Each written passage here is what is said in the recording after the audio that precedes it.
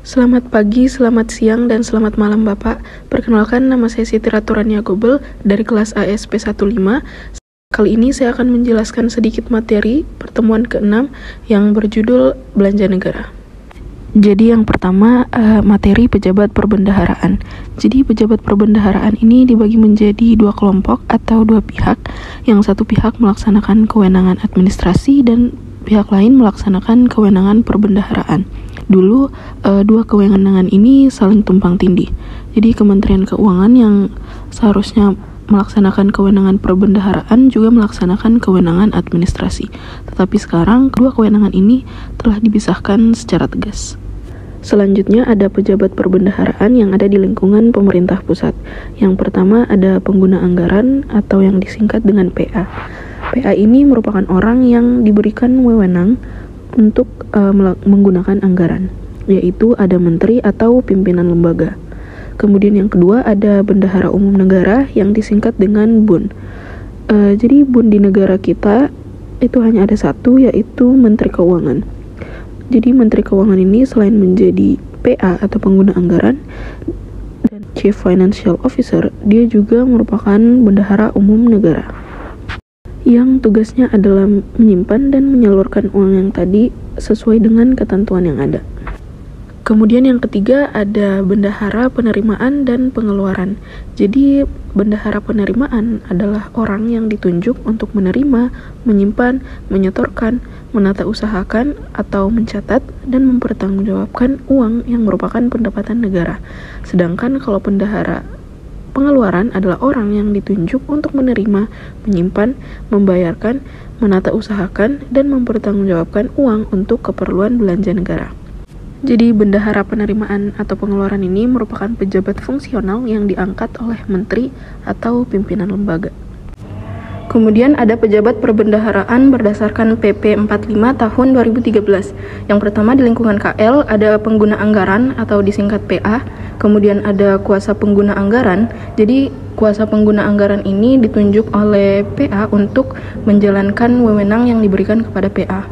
Kemudian ada pejabat pembuat komitmen atau PPK. Jadi tugasnya untuk membuat kontrak atau perikatan dengan pihak lain. Kemudian ada pejabat penandatanganan surat perintah membayar, jadi dia bertugas untuk menandatangani surat perintah membayar. Kemudian ada bendahara penerimaan dan bendahara pengeluaran. Kemudian yang di lingkungan Menteri Keuangan selaku bendahara umum negara ada kuasa BUN yang ditunjuk oleh Menku untuk menjalankan tugas dan wewenang Kementerian Keuangan. Selanjutnya ada hubungan antar pejabat perbendaharaan. Yang pertama ada presiden selaku pemegang kekuasaan tertinggi, kemudian memberikan wewenangnya dengan menentukan siapa yang menjadi PA-nya. PA ini merupakan menteri ataupun kepala lembaga yang secara otomatis, secara ex officio bakal menjadi pengguna anggaran. Kemudian juga di sisi kiri, presiden juga akan menentukan siapa yang menjadi BUN atau siapa yang menjadi menteri keuangan yang otomatis akan menjadi bendahara umum negara. Kemudian juga secara delegasi akan menentukan, BUN ini akan menentukan siapa yang menjadi kuasa BUN. Kemudian di sisi kanan, PA juga akan mendelegasikan kekuasaannya atau kewenangannya ke kuasa PA yang merupakan kepala satuan kerja, di mana kepala satuan kerja ini merupakan kepala kantor yang mengelola DIPA. Kemudian kuasa PA juga bisa menunjuk atau menugaskan bendahara, kemudian PPSPM atau pejabat penandatanganan surat perintah membayar, dan PPK, pejabat pembuat komitmen. Kemudian hubungan bendahara dengan kuasa BUN ada hubungan fungsional. Jadi itu mengapa bendahara ini disebut di Undang-Undang Perbendaharaan sebagai pejabat fungsional. Kemudian hubungan antara kuasa BUN dengan PPSPM itu ada hubungan perintah bayar, di mana SPM ini sebenarnya surat perintah membayar yang ditujukan kepada kuasa BUN untuk membayar sejumlah tertentu uang. Selanjutnya ada alur tugas dan tanggung jawab perbendaharaan. Yang pertama ada menteri selaku PA menunjuk KPA atau kuasa pengguna anggaran sekaligus mendelegasikan kewenangannya dengan menunjuk PPK dan PPSPM. Kemudian menteri juga menunjuk kepala Satker dan sekaligus mendelegasikan kewenangannya untuk menunjuk BP atau Bendahara Pengeluaran dan BPP atau Bendahara Pengeluaran Pembantu. Kemudian KPA menunjuk PPK untuk melaksanakan tugas yang diberikan kepada KPA, yaitu membuat kontrak dengan pihak lain. Kemudian KPA juga menunjuk PPSPM untuk PPSPM ini membuat surat perintah pembayaran. Kemudian Kepala Satker juga menunjuk BP dan BPP. Selanjutnya di panah ketiga, PPK melakukan perikatan dengan penyedia barang dan jasa dan melakukan pengujian atas tagihan yang disampaikan oleh penyedia barang dan jasa. Di nomor 4, PPK mengajukan surat perintah pembayaran atau SPP kepada PPSPM. Selanjutnya di panah 4A, PPK melaporkan pelaksanaan tugasnya ke KPA. Di nomor 5, PPSPM menguji SPP atau surat perintah pembayaran dan mengajukan SPM ke KPPN. Di 5A, PPSPM melaporkan pelaksanaan tugasnya ke KPA. Selanjutnya di nomor 6A, kuasa BUN melakukan pembayaran kepada Bendahara Pengeluaran dengan menerbitkan SP2D. Kemudian di 6B, kuasa BUN melaksanakan pembayaran langsung kepada penyedia barang dan jasa. Selanjutnya di panah 7A, atas dasar perikatan, PPK mengajukan tagihan kepada BPP. Dan atas dasar perikatan juga, PPK mengajukan tagihan kepada Bendahara Pengeluaran. Di nomor 8A, BP dapat menunjuk BPP untuk membantu pengelolaan uang yang berada dalam pengelolaannya. Di 8B, BP melakukan pembayaran kepada penyedia barang atau jasa sesuai dengan permintaan PPK. Selanjutnya di nomor 9, BPP melakukan pembayaran kepada penyedia barang atau jasa sesuai dengan permintaan PPK. Nomor 10, BPP menyampaikan laporan pertanggungjawaban atau LPJ kepada BP. Kemudian yang terakhir, BP menyampaikan LPJ tadi kepada kuasa BUN atau kuasa Bendahara Umum Negara. Selanjutnya masuk ke materi pelaksanaan belanja. Jadi secara prinsip, pembayaran belanja pemerintah dilakukan secara langsung atau biasa disingkat LS kepada pihak penyedia, kecuali jika terdapat hambatan dapat menggunakan mekanisme uang persediaan atau UP. Biasa di perusahaan disebut dengan petty cash. Jadi ada pilihan lain dengan menggunakan uang persediaan, cuman secara prinsip lebih baik dilakukan secara langsung atau LS. Selanjutnya ada prinsip umum pelaksanaan belanja. Yang pertama, PA atau KPA melaksanakan kegiatan sebagaimana tersebut dalam dokumen pelaksanaan anggaran yang telah disahkan atau DIPA.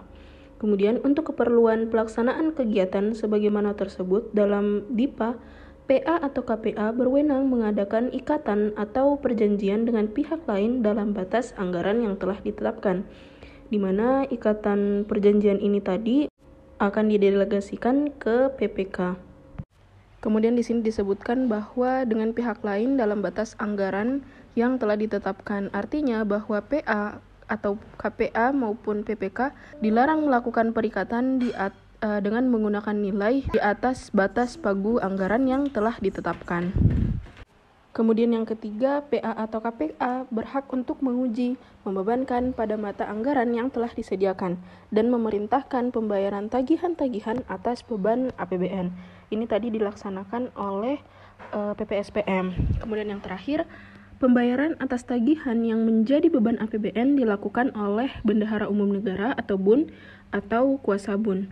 Ini tadi dilakukan oleh Bendahara Pengeluaran. Selanjutnya ada kewenangan pelaksanaan belanja, seperti yang sudah saya sebutkan tadi bahwa kewenangan administrasi sudah dipisahkan dengan kewenangan perbendaharaan, di mana pengurusan administratif dilakukan oleh Menteri Teknis ataupun pimpinan lembaga, sedangkan untuk pengurusan perbendaharaan atau kontabel dilakukan oleh Menteri Keuangan. Sebenarnya Menteri Keuangan juga merupakan Menteri Teknis, cuman di sini dia dipisahkan untuk Menteri Keuangan selaku Bendahara Umum Negara, di mana di sini Menteri Teknis ataupun pimpinan lembaga melakukan kewenangan administratif berupa pertama pembuat komitmen atau melakukan perikatan atau tindakan-tindakan lainnya yang mengakibatkan terjadinya penerimaan ataupun pengeluaran negara. Kemudian melakukan pengujian dan pembebanan tagihan yang diajukan kepada kementerian negara ataupun lembaga sehubungan dengan realisasi perikatan tersebut. Kemudian yang terakhir, memerintahkan pembayaran atau menagih penerimaan yang timbul sebagai akibat pelaksanaan anggaran. Sedangkan Menteri Keuangan selaku BUN atau Bendahara Umum Negara melakukan kewenangan perbendaharaan atau Komtable berupa menjadi kasir, pengawas keuangan, dan manajer keuangan yang melakukan pengujian dan pencairan dana. Selanjutnya ada alur pelaksanaan belanja. Yang pertama ada KPA yang dibantu dengan PPK dan PPSPM. Kemudian ada kuasa BUN yang melakukan pencarian dana. Kemudian contohnya di sini ada pengadaan barang dan jasa. Kemudian di pengadaan barang dan jasa nanti ini ada kontrak atau disebut perjanjian. Kemudian nanti ada prestasi kerja yang diberikan oleh penyedia barang dan jasa sesuai dengan kontrak. Kemudian setelah diberikan prestasi kerja, kemudian mereka berhak melakukan penagihan. Kemudian penagihan ini dilakukan dengan menerbitkan SPP yang dibuat oleh PPK. Di mana SPP ini akan diberikan kepada PPSPM yang nantinya PPSPM ini akan melakukan pengujian tagihan dan juga akan melakukan pembebanan. Kemudian juga akan melakukan perintah pembayaran dengan menerbitkan SPM atau surat perintah membayar. Nantinya SPM ini akan diberikan ke kuasa BUN atau KPPN. Kemudian KPPN akan melakukan pengujian atas SPM tadi. Kemudian kalau sudah benar akan dilakukan pencairan dana dengan menerbitkan SP2D. Selanjutnya ada pengertian belanja negara. Yang pertama berdasarkan UU 17 tahun 2003, UU APBN PMK 102 tahun 2018. Jadi belanja negara adalah kewajiban pemerintah pusat yang diakui sebagai pengurang nilai kekayaan bersih. Kemudian ada juga pengertian lain, yaitu belanja negara adalah semua pengeluaran dari rekening kas umum negara yang mengurangi saldo anggaran lebih dalam periode tahun anggaran bersangkutan, yang tidak akan diperoleh kembali pembayarannya oleh pemerintah. Selanjutnya ada klasifikasi belanja. Jadi di bagian anggaran kementerian atau lembaga ada belanja pegawai, belanja barang dan jasa, belanja modal, dan bantuan sosial. Kemudian di bagian anggaran BUN atau Bendahara Umum Negara ada belanja pegawai, belanja barang dan jasa, belanja pembayaran, belanja subsidi, belanja hibah, belanja bantuan sosial, dan belanja lain-lain. Kemudian ada tata cara pembayaran belanja, itu ada dua. Ada yang biasa kita kenal dengan LS dan UP. Kalau TUP ini merupakan tambahan. Jadi yang pertama ada pembayaran langsung atau LS. Adalah pembayaran yang dilakukan langsung kepada bendahara pengeluaran atau kepada penerima hak lainnya, yaitu merupakan rekanan ataupun pihak ketiga atas dasar perjanjian kerja, surat keputusan, surat tugas, ataupun surat perintah kerja lainnya. Kemudian ada melalui uang persediaan atau UP, adalah uang muka kerja dalam jumlah tertentu yang diberikan kepada bendahara pengeluaran untuk membiayai kegiatan operasional sehari-hari satuan kerja atau membiayai pengeluaran yang menurut sifat dan tujuannya tidak mungkin dilakukan melalui mekanisme pembayaran langsung. Jadi jika tidak dapat dilakukan melalui mekanisme LS atau pembayaran langsung, itu dilakukan dengan metode UP. Kemudian yang terakhir ada TUP atau tambahan uang persediaan, uang muka yang diberikan kepada bendahara pengeluaran untuk kebutuhan mendesak dalam 1 bulan melebihi pagu UP yang telah ditetapkan.